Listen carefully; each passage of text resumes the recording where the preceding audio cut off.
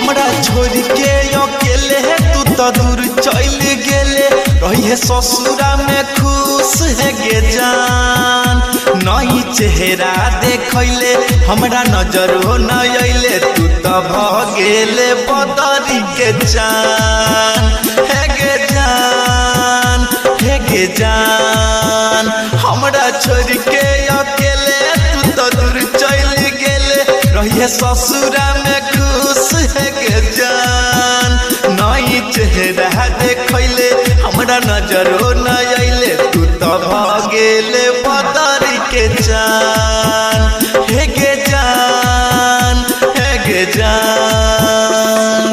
अखन अहाँ सब सुनि रहल छी पवन पुरवैया सहनी के।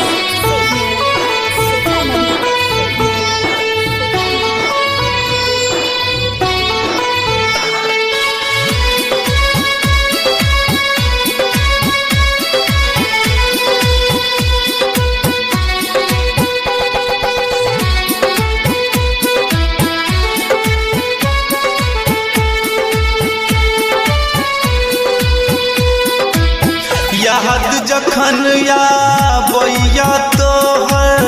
कहू ना दिन गुजारै छी याद जखन आबैया तोहर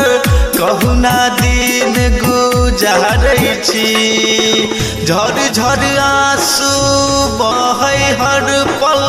कहू ना जीवन सवारै छी तोरा बहुते मनलियौ अपन जिंदगी जानलियौ से बन गेले तू वीरान नई चेहरा देखले हमरा नजरो न अइले तू तो भगेले बदरी के जान हे गे जान हे गे जान। Recording by Sethi film Sitamarhi.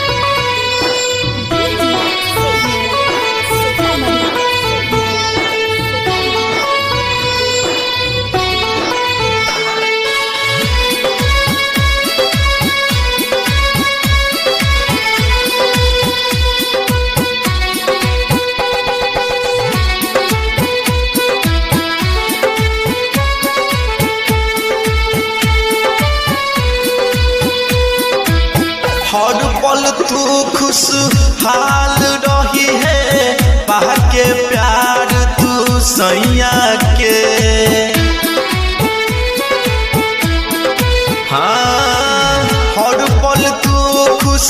हाल रही है पा के प्यार तू सैया के जो के याद नहीं करी है तू पवन पूरा बहिया के संगे बीतल जे नैना अब दिल के नचैना मलिक राकेश के छछने परान नई चेहरा देखले हमरा नजर हो न अइले तू तो भगेले बदरी के जान हे गे जान हे गे जान।